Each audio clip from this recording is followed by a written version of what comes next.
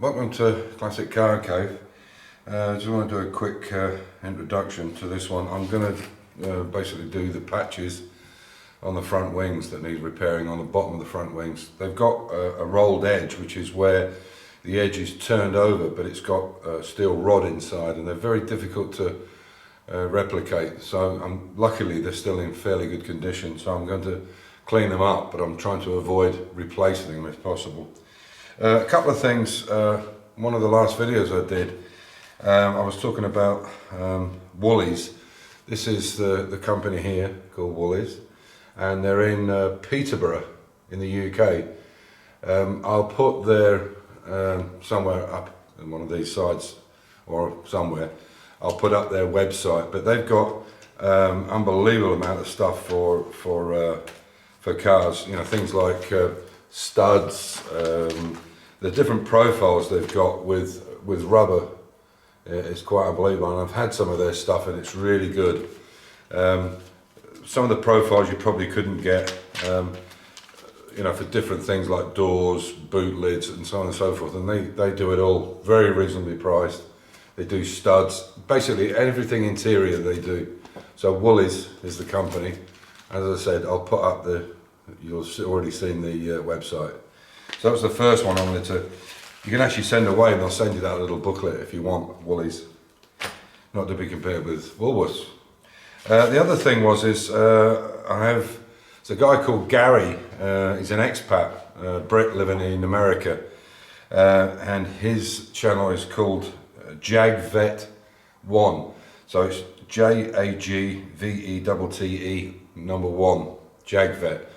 When I first saw it, I thought, I hope it's not a Jaguar with a Corvette engine in it, but he must have a Vet Corvette as well. But I know he's got an S-Type, and he's working on an S-Type for a customer, some carbs I believe he's doing.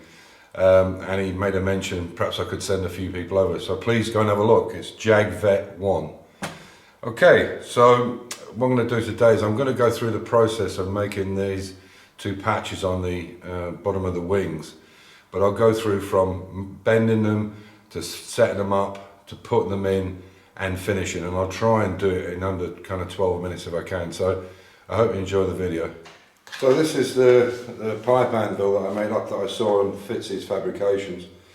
I'm going to modify it slightly, which I mentioned before. I'm going to cut the welds off the end and cut the whole thing off and weld it back here so you can use it for rings. Okay, so as it turns out, that centre pipe is the perfect profile for the patch that I need. So all I need to do is bend it to that. So this is the piece that I've taken out that I'm going to model it on, and this is a piece of 1mm steel which has a sheared end on it, so I know that it's absolutely straight. So what I'm going to do is, the reason I've got this so long is I need to make two. I need one for the offside wing and one for the near side wing. And they're both the same profile. In fact, they're just about in the same area.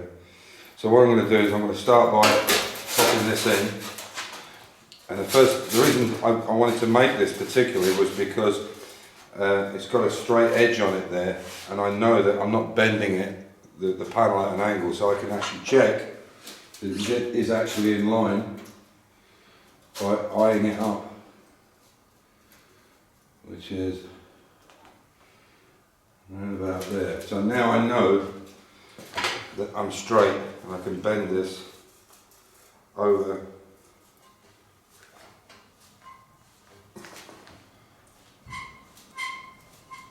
Just a little bit at a time. I don't want to crease it, I want to bend it.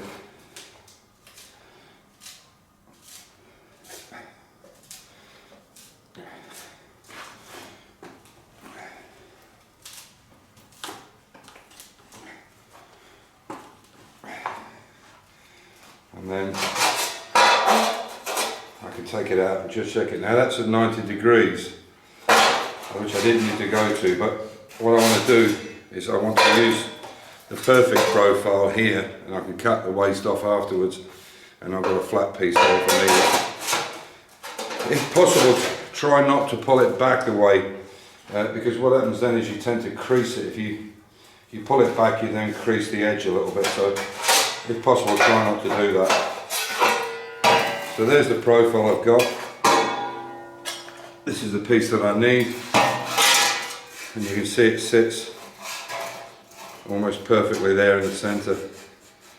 So what I'll do now is I'll trim this down and use that piece where the profile is right in the middle there. Hopefully you can see that. So I'll trim that now and I'll bring you back. Okay, so I've put that patch in there now just to mark it, and it's easier when you can get to the other side obviously, but what I've done is I've marked up and I'll keep to the outside of that line, so there is a gap, a 1mm gap all the way around, and then I'll use the intergrips to hold it in place. There's the rest of the piece, which is already bent to shape. This is the piece I need out to make up this, so it's actually longer than I need, but that was the length of the piece that I had. So what I'll do now is I'll take this out, I'll cut it, and then I'll bring you back. But you can see the shape's already there that I need. Yeah, just make it easy for yourself. But you do need to use a larger piece of steel than what the patch is, because you won't get the radius in it in the right place if you do it. If it's too small, if it's basically just that size, it won't work. You'll not get the radius right. Okay, so I've got the patch in. You can see there's a gap across the top, and there's one across the bottom, so I've got those intergrips in there.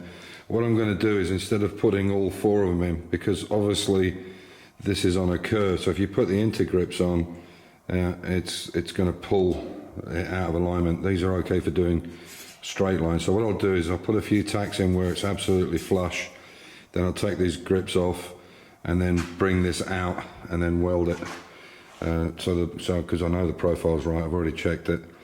So what I'll do is I'll do a few tacks and I'll bring you back. So you can see the profile's pretty good there. It's quite nice all the way along. So what I'll do now is, excuse me. So what I'll do now is I'll go around and weld it all, use the copper bar obviously, so that the shape's nice all the way around. And then I can repair inside, make sure inside's all good. But you can see the basics is there. So I'll get that all done.